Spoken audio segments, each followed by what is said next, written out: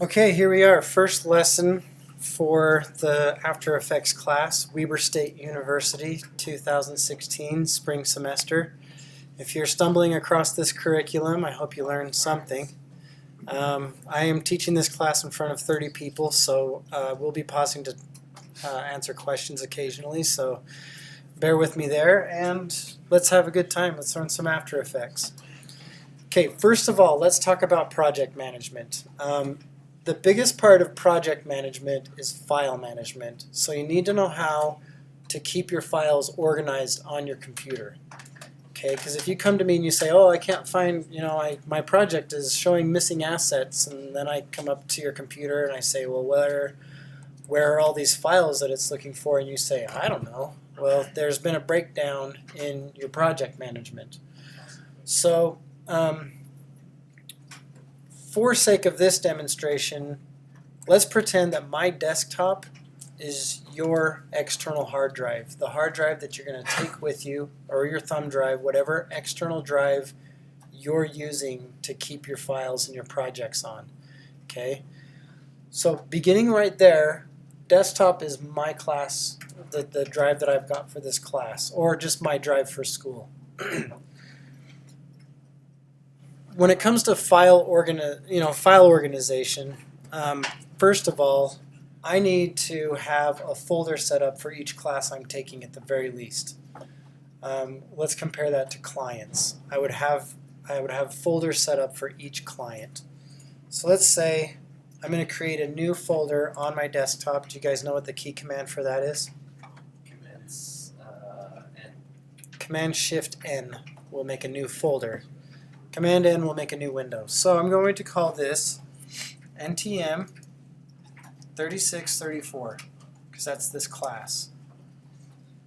And then because I copied the lesson 1 files over from the book disk, I'm going to drop that folder inside the NTM 3634 folder. And in here, they've got a pretty good template going. Pretty much all of these are the same. There's assets. All of the assets are just chucked into the assets folder because there's only 5 of them.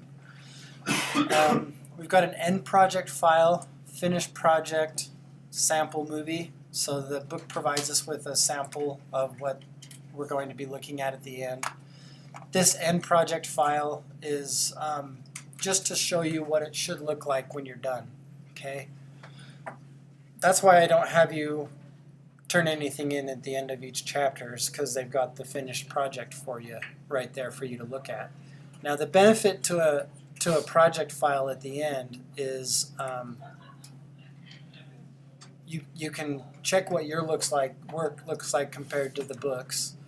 You can also reverse engineer the book. Okay, so you can look at a final project and mess it up and break it to find out how it works. Let's just do a sample project. Pretend I'm going to create a new folder and call this sample setup. And then inside here, what I tend to like to do, if it's an After Effects only project, I'll probably do an AE folder. If I've got more projects like video editing, audio editing, all that, I'll do a working folder. And then inside the working folder, break it up by multiple AE, either Premiere or Final Cut, Audition or Logic, depending on what you're using. And then also with my setup, I want to have an assets folder. And then I also want to have a renders folder. But you can also call this output, or you could call it drafts. And inside there you could have finals. But I might actually call this output folder so that I can have drafts and finals inside there. And then what are the different kinds of assets that we could use in this project? Video, photo, Okay, video, music. Would you separate music and sound effects and Yeah. voice? Well, Depends on how big your project's yeah, getting, I would right? say audio in general. Yeah, just a Unless general it's- audio folder. Unless it's more than a minute. Okay, let's do graphics. Now, like I say, inside audio, you could have sound effects, music, you could have recordings, you could have mixes. It just depends on how you want to organize your own folders. The important thing in doing this is my sample setup. If this was actually a project, let's call this major project. If I wanted to take this to another computer or share it with a collaborator, like put it on Dropbox or something, all I have to do is take this major project folder and move it wherever I need to take it. And all the assets, all the drafts and output finals, all the After Effects projects, everything associated with that project should be saved into these folders. Even if you're going to make a new project that's using the same graphics, make a copy of the graphics and put them in the new assets folder for the new project. Because graphic files tend to be pretty small. They're not huge. So go ahead and just duplicate them. That way, anytime you need to move that project from one computer to another, it all moves and it moves safely. You can close it on this computer, take it home, open it up on your other computer, and nothing will get lost. So long as everything for a project is contained inside the project folder. Okay? So that's kind of rule number one for project management. Click on your output again. I have drafts and finals in there. Sometimes with After Effects projects, I'll have another assets folder called pre-renders. This is if I've done a title animation, but I want to render that out and not have to have After Effects regenerated every time, I'll do a pre-render. All right, so we have After Effects. I should have left the start screen open. There will be a box that shows up here that says New Project or Open Project. I just closed that window because you can have After Effects open without having a project open. Okay?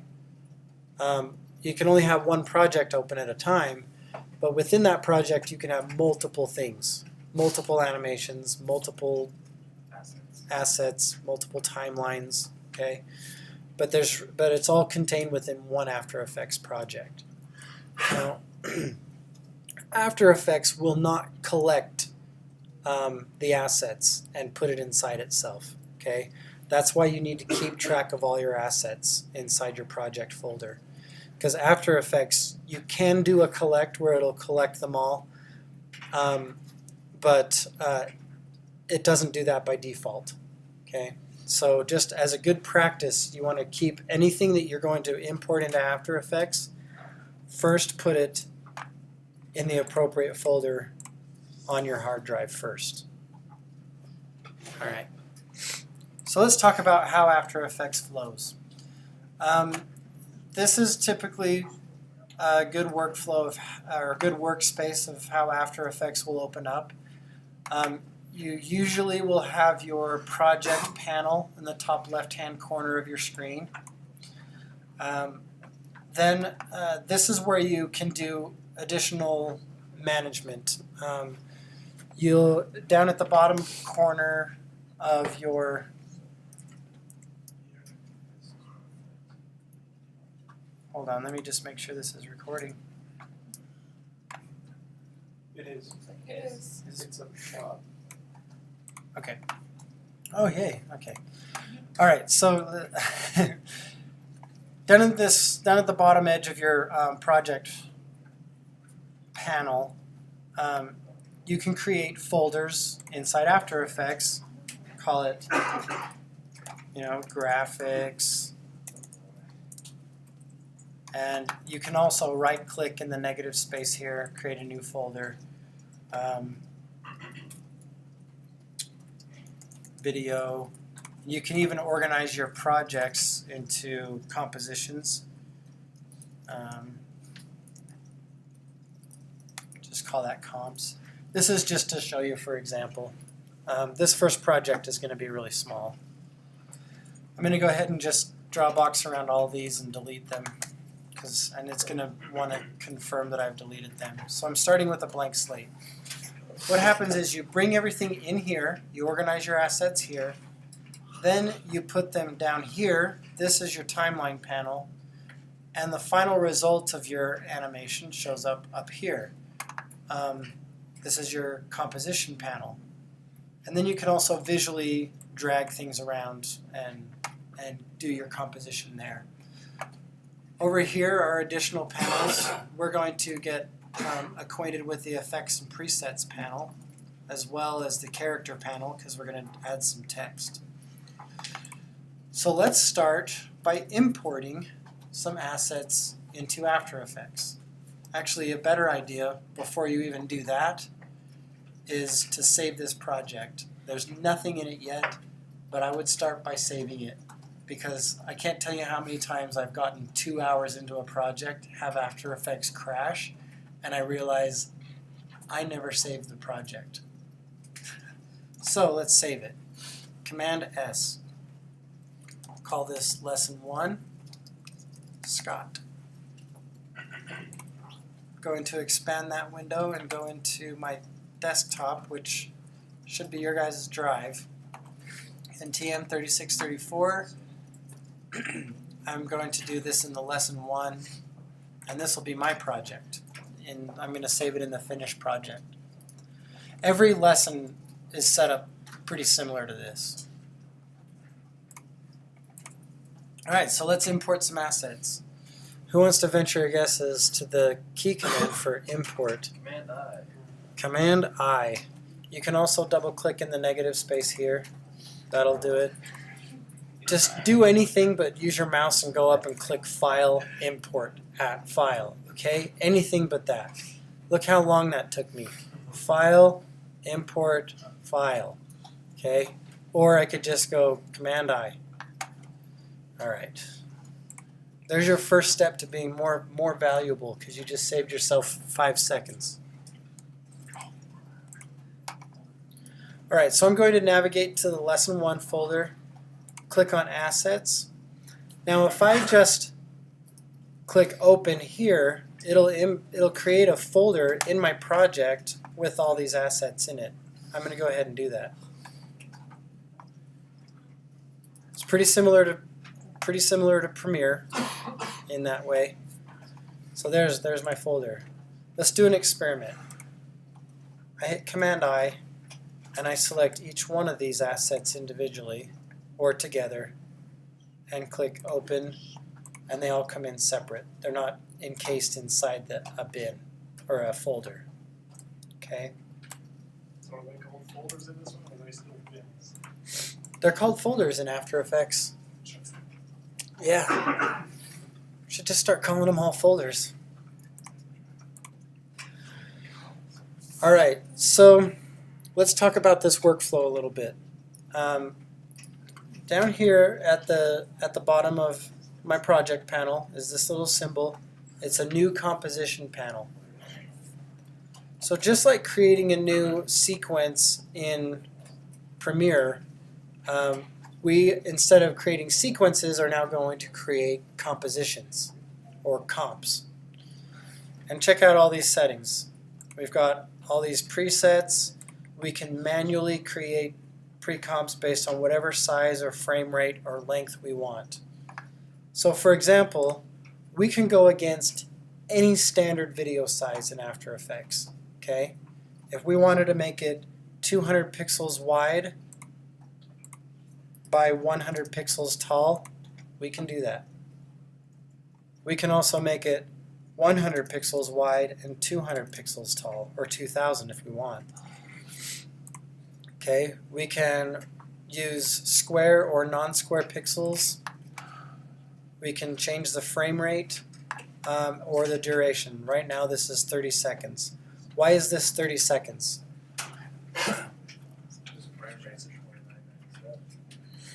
Well, if you look at this, how do I know that's 30 seconds? Because it's milliseconds, seconds, minutes, and hours. Yeah, well, it goes by hours, minutes, seconds, frames from right to left. So this would be 0 hours, 0 minutes, 30 seconds, and 0 frames. So it's exactly 30 seconds. Now let me teach you how to make it 30 seconds without having to type in 0, semicolon, 00, semicolon, 30, semicolon, 00. If I just type 3, that's 3 frames, but if I add a 0, that's 30 frames. If I add another 0, that's 3 seconds. If I add another 0, that's 30 seconds. So 3,000 is 30 seconds. What happens if I add another 0? 3 minutes. Turns it into 3 minutes. That's right. So if I hit enter right now, it's actually going to accept this as though I hit OK. So if I click on the outside of that box, it turns it into 259.28. That is the computer taking care of drop frame for you. That whole 2997 thing, you just, in your brain, just think of it as 30, okay? The computer will take care of what that means. So if I wanted to, I could actually make this 24 frames a second, and that I can change to 30 and have it actually, or to a 0, and that'll actually be 3 minutes flat.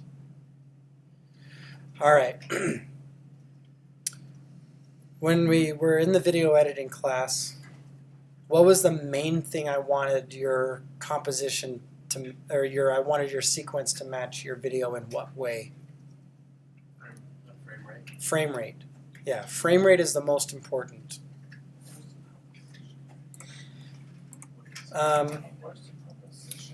So right now I've got some video files.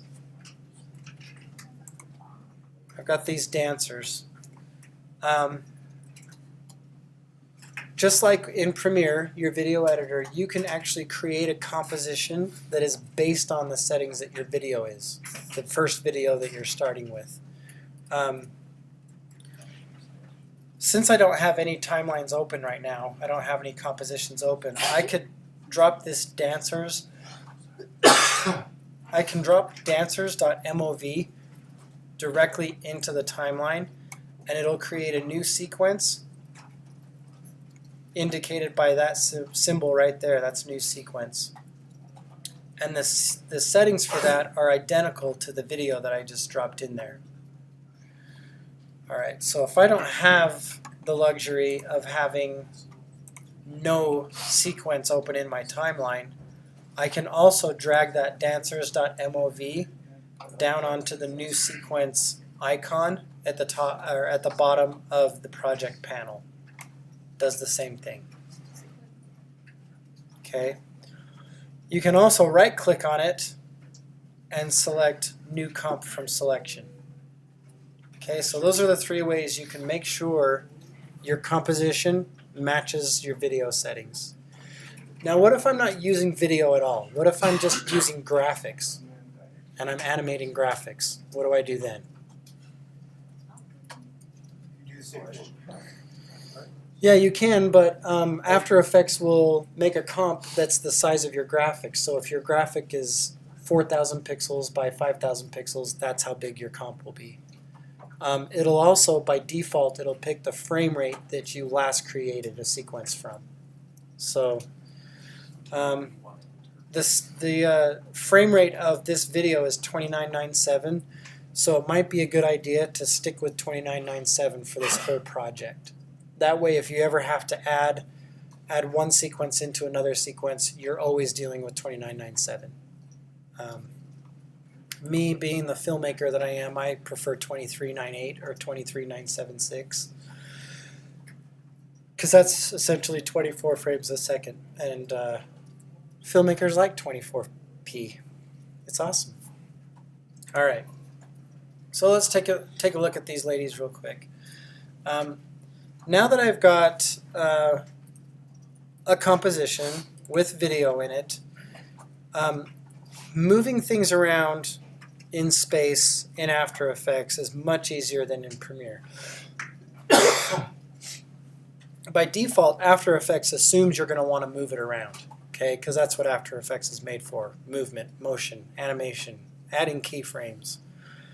So if you see this binding box, these squares, these are your transform. That's your transform box. This little crosshair in the middle, that is your anchor point, which can be adjusted, of course. So I can, with my mouse, go up here and say, I don't want this video to be full screen. I want it to be over here. And I've just moved the dancers up off the screen.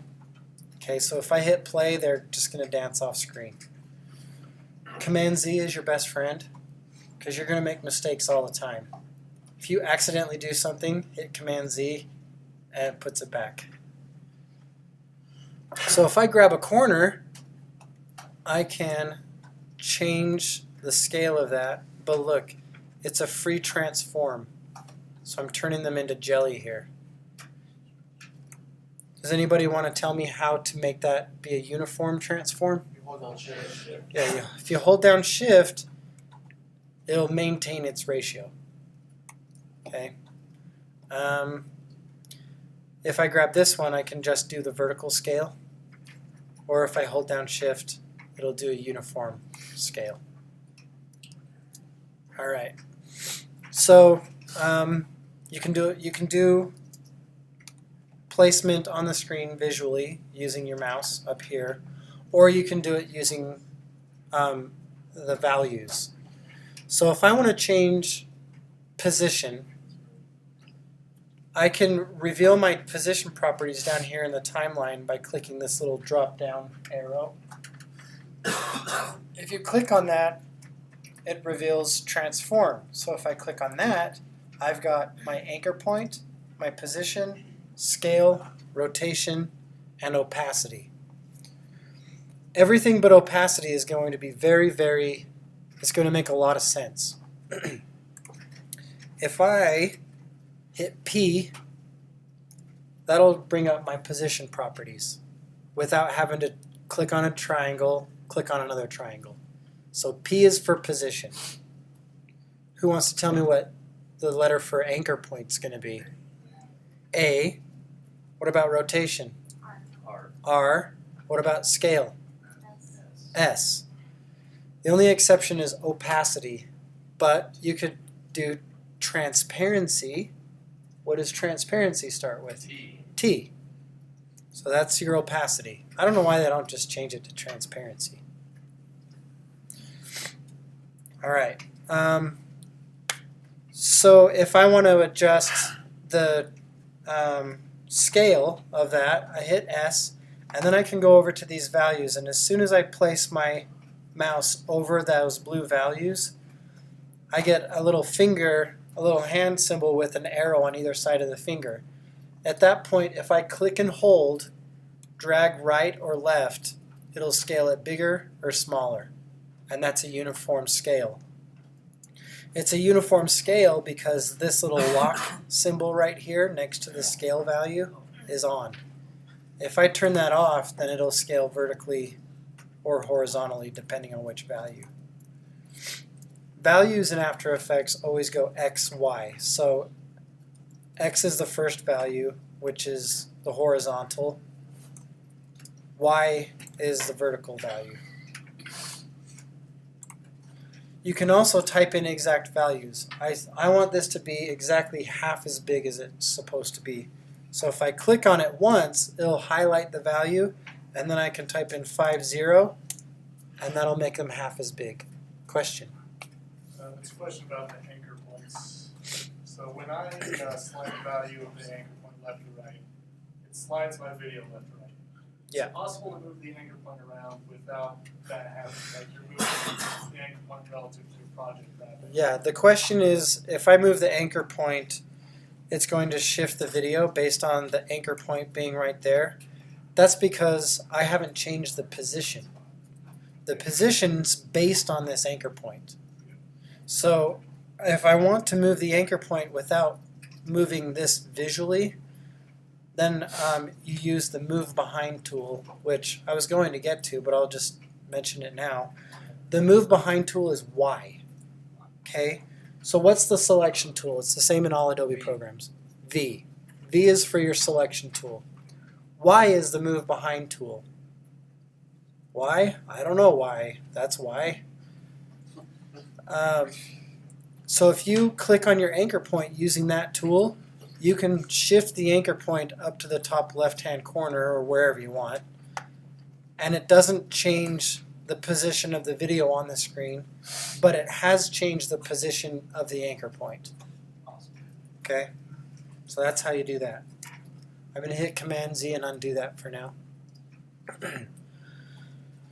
Alright, so we know the key command for position, rotation, scale, and opacity. P, R, S, and T. We also know the key command for selection tool, which is V. We know the key command to activate your move behind tool, which is Y. Now let's learn the key command for your rotation tool, which is W, for rotation. Have you ever heard the mouse in American Tail? It's a wowie. We used to secret weapon. W. Okay, she's the one who came up with that one.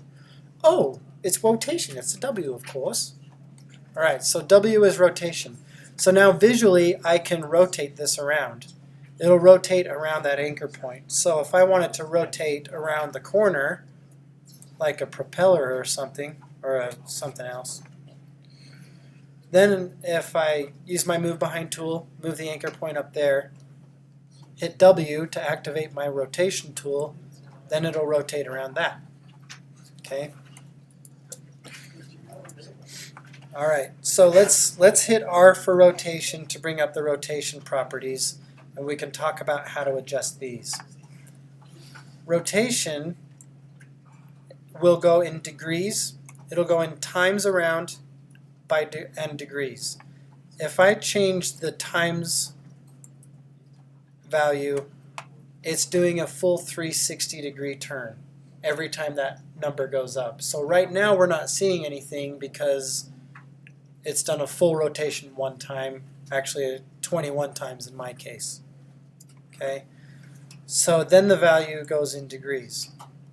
And again, if you want it to be 90 degrees, that turns it directly on its side without you having to try and do it.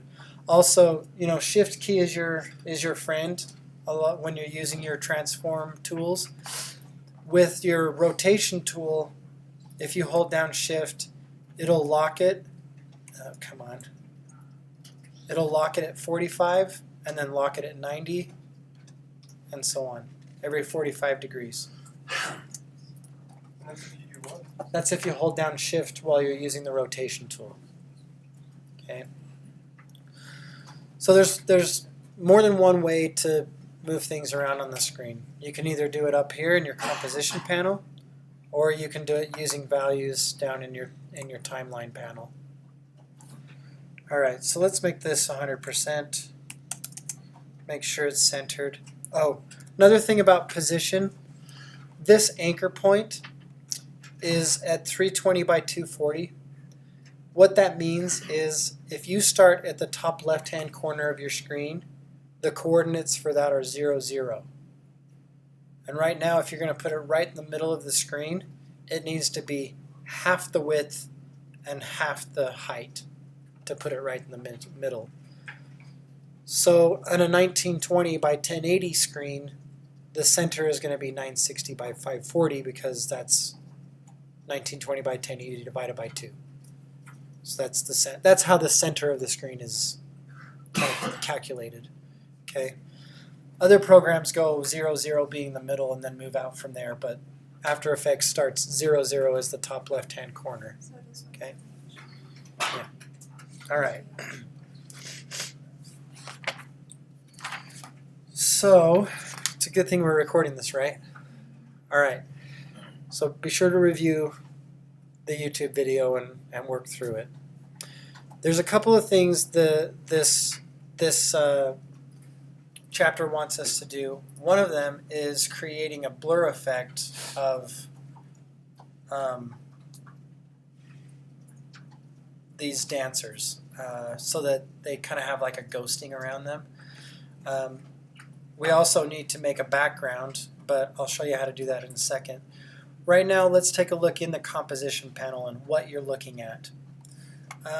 These two, just leave these off for now. We'll get to these later. This one is your magnification.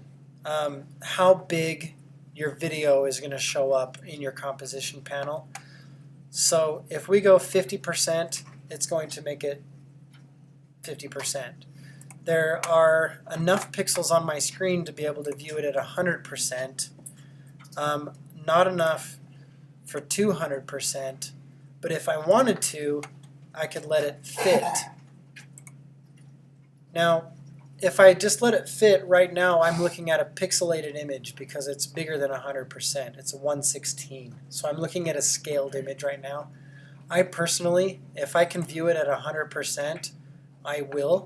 So I'll do fit up to 100%. I would say, how do you?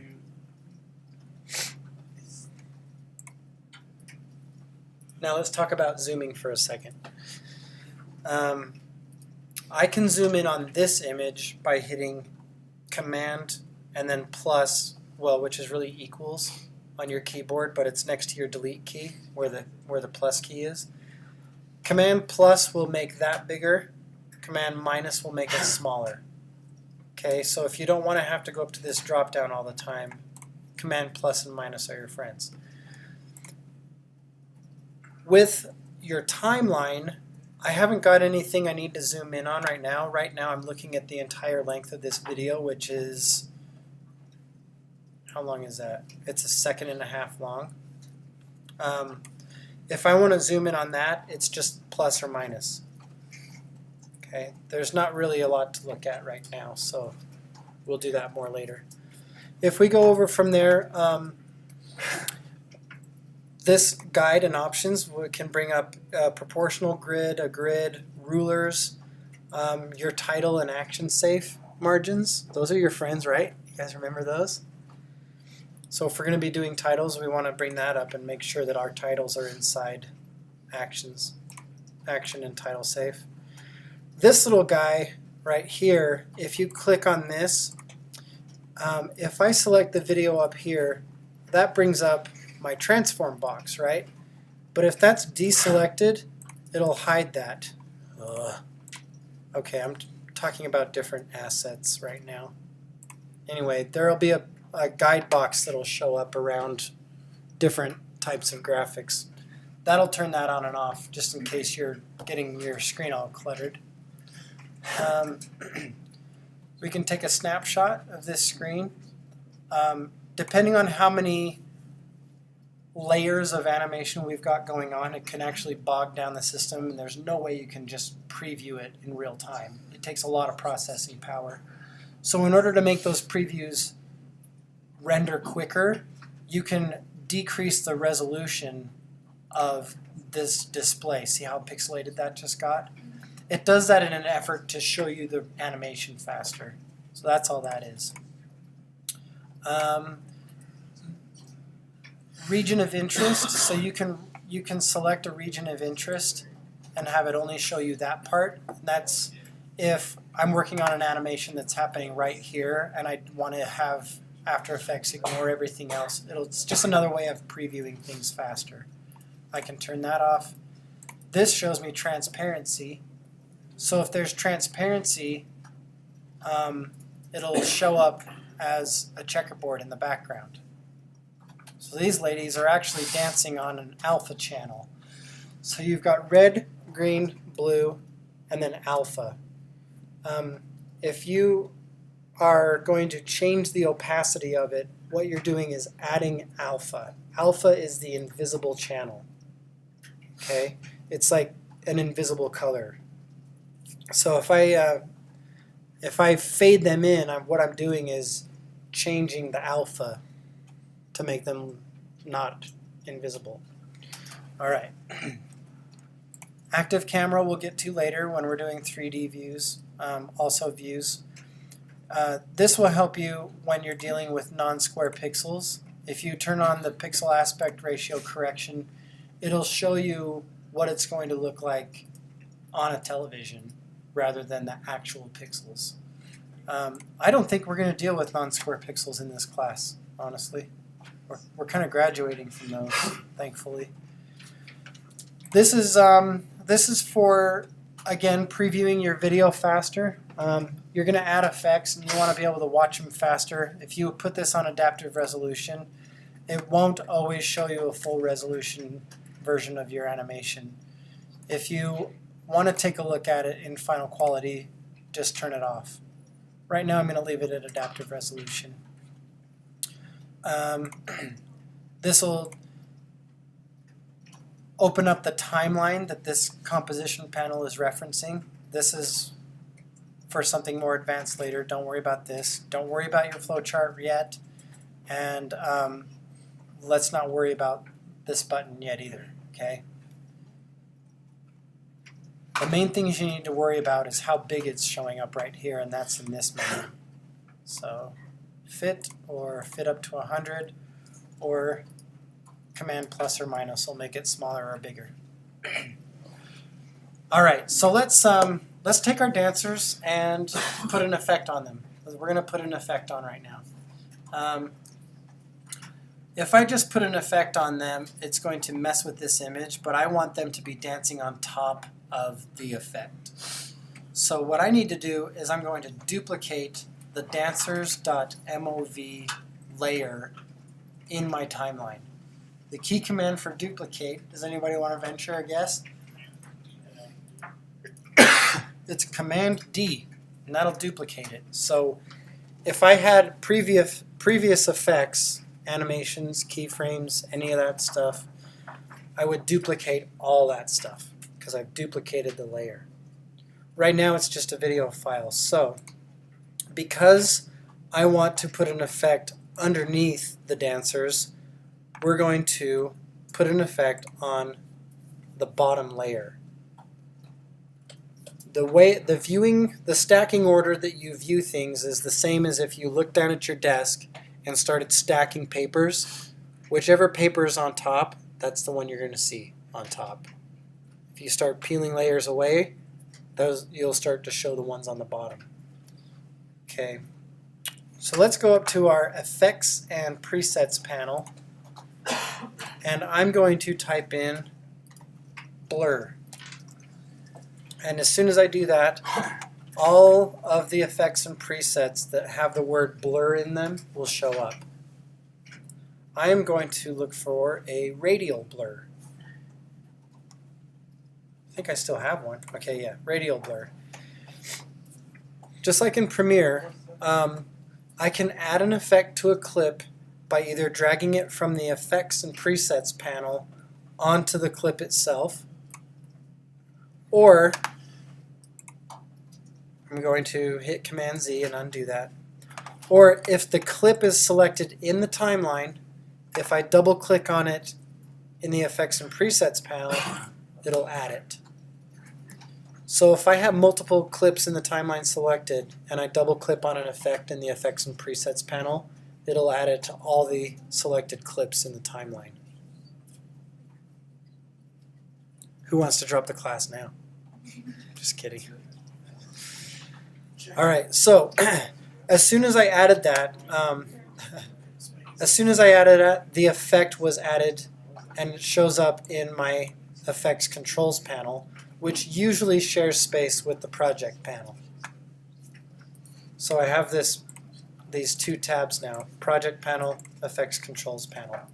Anytime I select a clip in the timeline, it'll show all of its effects in the Effects Controls panel.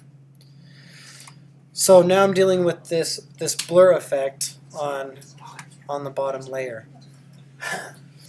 So first of all, what I'm going to do is instead of the type of radial blur being spin, I'm going to change it to zoom. And right now the amount is set at 10. If I click on this, hold down, and start dragging to the right, it's going to add more blur. And watch what's happening behind those dancers. We've got more blur showing up. Now, I'm going to change the position of that blur effect and have the origination of the blur start right here. I can do this using this little previewer, or as soon as I click on it, see this little crosshair? I can do it visually over in the composition panel. And you can keyframe this too. You can add keyframes to pretty much anything. Alright, but I'm going to do that right there. I'm going to put it right on the horizon. So I've got the amount, I'm going to just round that off and type in 150. Type is zoom, and the center is, the center of it, if I click on this crosshair, I can set it right there. So I'm doing it visually. The book will give you exact numbers to put in, but that's what the number means. So I can go into the book and say, yes, I want the center to be 325 and 350. But that's what it's doing. All right, now let's talk about how we're looking at things. Let's go to the timeline panel. I've got two dancers.mov layers. One of them has an effect on it, one of them doesn't. I can turn things on and off by clicking on the little eyeball over to the left of that layer. So there's the blurred one, and there's the non-blurred one. Just to keep it straight in my own mind, I'm going to rename the one that has the effect on it. And to do that, I need to select it, hit the Enter key to highlight the text of the layer, and I can rename this Dancers Blurred, or Dancers Blur.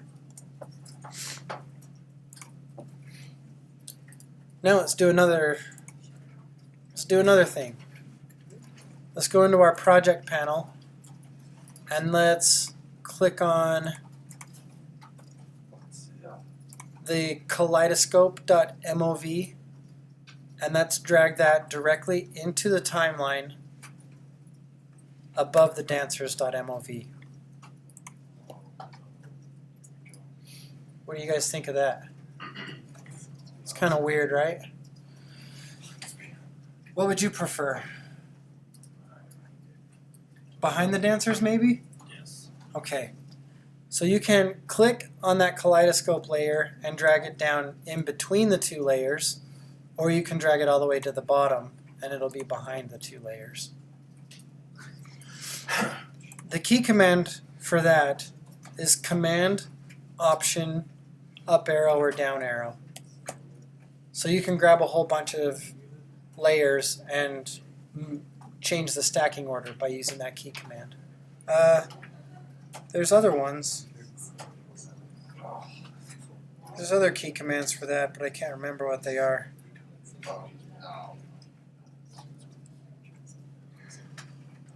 Oh, okay.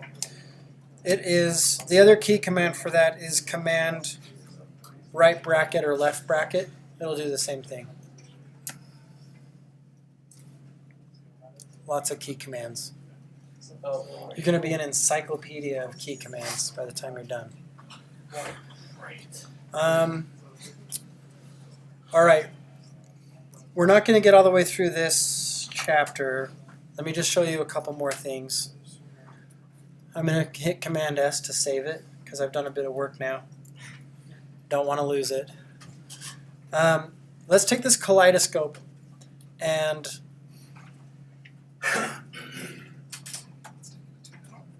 duplicate it twice. Okay? What's the key command for duplicate? Okay. Command D once, Command D again, and I've created 2 copies. Now I want to have 3 of these things going. I want to have one over here, and one in the middle. Okay, so there's a couple ways I can do that. I can either select it down here in my timeline, and see that binding box?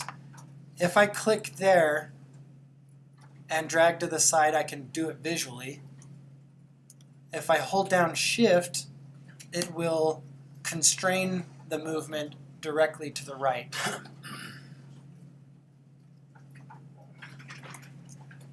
And then I can do it to the next one. So if I select the next one down in the timeline, I can move that one over to the left. Now I've got 3 of them. I want this one to be dead. I want this one to be visually centered. So I'm going to move that one right over her head. Okay, so that's one way to do it. Let's show you another way.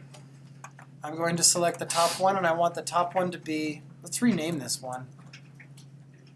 I'm going to rename this one Right Bubbles. And then I'm going to go down to the next layer, hit Enter, Left Bubbles. Then go down to the next layer and call this one Middle. There's one thing I don't get. Mm-hmm. How do you switch around these different options like the radio blur back to that one? The only way really to do that is because the Effects Controls panel shares space with the Project panel, you have to click on the different tab in order to get back over to the Project panel. Oh, what the? Yeah. All right, so let's do this. Let's do this using the position values instead of doing it visually. What brings up the position values? P. I have all 3 of the bubbles layers selected. Holding down Shift, selecting. If I hit P, it'll bring down the position values for all of them. Now, if I want to be exact and say, I want the right bubbles to move over exactly 100 pixels, then I could type in 420, oops, hit Enter, and it'll move it over exactly 100 pixels. And then I can do the same thing with the other one by subtracting. What if you really suck at math, though? And I don't know what 320 minus 100 is. I can type that in. I can do math. 320 minus 100. And it does it. Okay? Where do you do that? You do it in the position values in your timeline. Select it once. Okay. And then type in, you just hit that right arrow to go to the end, and you go 220 minus 100, and it moves it over another 100 pixels. So same thing with the other one, 420 plus 100, and it moves it over. Okay, nice little trick there.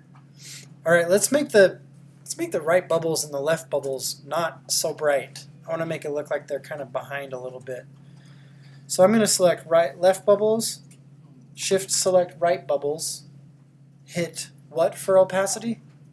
T. T for transparency, and under the value with them both selected, I can click on that, type in maybe 70%. Don't type in percent, just type in 70, it'll do the percent for you, and it makes them a little less shiny. Okay. All right, let's talk about this timeline a little bit more. The timeline in After Effects goes left to right, just like in a video editor. You start on the very left, it's the very beginning, all the way to the very right, that's the very end. The current time is indicated by the playhead, which is this little guy right here. If I mouse over it, current time indicator shows up. If I click on it and drag it to the right, I'm scrubbing. Okay? After Effects, when you start getting lots and lots of effects and stuff on your timeline, it'll have a hard time scrubbing. So I would get used to doing a single click in the place where you want your playhead to go, because it'll get hard for your computer to scrub like this. In After Effects, there are several different ways to preview. You can hit your space bar, and it'll do its best to play it back for you with audio. Another way to do it is to hit the 0 on your number pad. It's 2 different types of previewing, and I'll explain those later. But those are, so your space bar is kind of like your play button again. And then it'll just repeat it over and over. It'll show you what you're interested in. Okay? That's amazing. That is amazing, I must say. All right, I got through a bit of the chapter for you, teaching you my own way. The rest of the chapter will go over adding keyframes, using the type tool, adding keyframes to effects, and then doing a pre-comp. How much more do you want to learn today? Are you good? I think you should be good. All right, so there's a few more things to do. We will do another screen capture next week in class. So finish chapter 1. Which one, the book or the assignment? The book. Chapter 1 in the book. So in class, we're And- at the same spot in the project. Yeah, let me stop the screen capture and we can talk about what we're going to do next week.